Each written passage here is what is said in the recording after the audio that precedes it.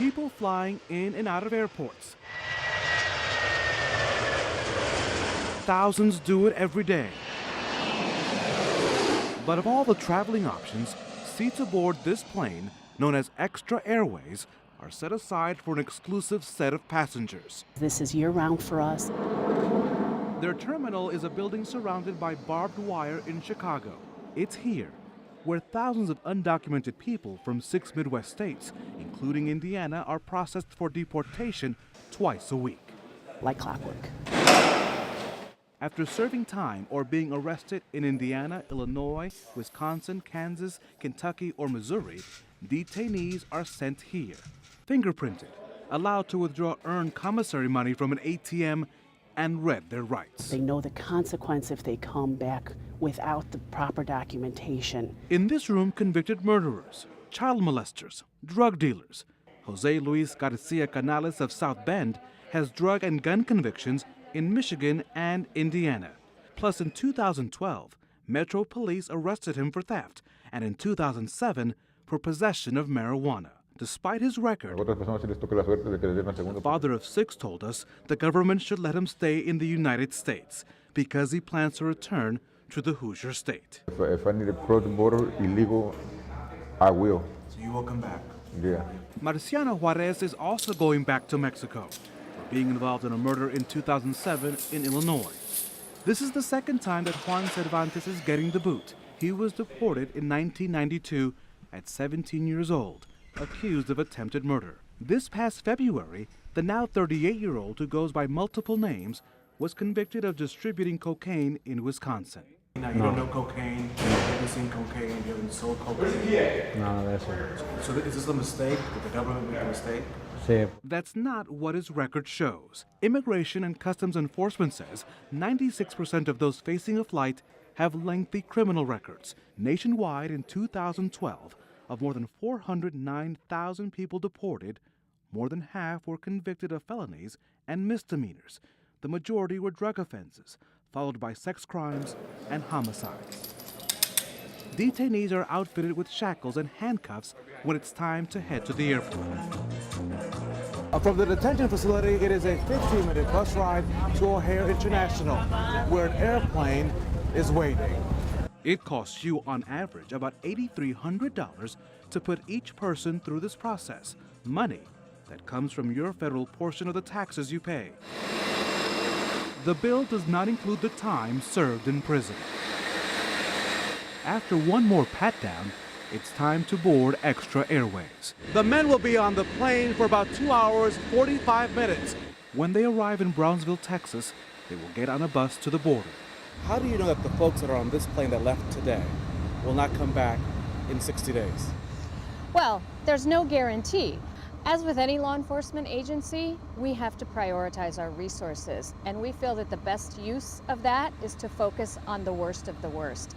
Immigration officials say the priority is placing those convicted of major crimes on the aircraft, though room is also made for people arrested on minor crimes such as traffic violations.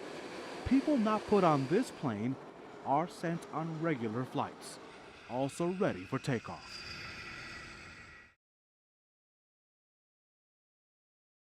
I was 7. I would not survive in Mexico. Zaida Baltazar is a mother. Her parents brought her to Indiana from Mexico as a child. She has no documentation, no criminal record, and is well aware of the deportation flights that depart Chicago every Tuesday and Friday. Just to go get groceries, and you go with fear thinking, am I going to see my mom today? Am I going to see my husband again? Am I going to see my daughter again? You know, so it's fearful. It's sad to see your relatives live in that fear too. Chicago is usually where people in Indiana, Illinois, Kansas, Kentucky, Missouri, Wisconsin with immigration violations are sent for deportation.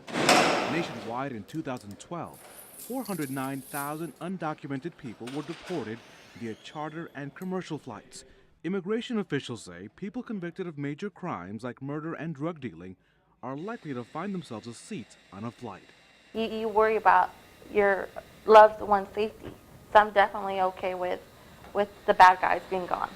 To that end, the government says another high priority of people targeted for deportations are those arrested for multiple traffic violations, such as driving under the influence. There's fear. There's a lot of fear. Patricia Alonso is a community activist in Indianapolis who is concerned that people not being convicted of serious crimes like driving without a license could be deported. And it's not very like a Hoosier Valley to, deport people or to separate families. We don't like to see that sadness in others. Deportations are underway as Congress tackles immigration reform. The sticking points, border security, and a pathway to citizenship. A recent survey of Hoosiers found that people, both Republican and Democrats, are open to a resolution on the issue. Immigration authorities are resolved to enforce current laws, though they have little interest in people like Saida. She's counting on that. I do not know their laws. I do not know their way of life. This is my home.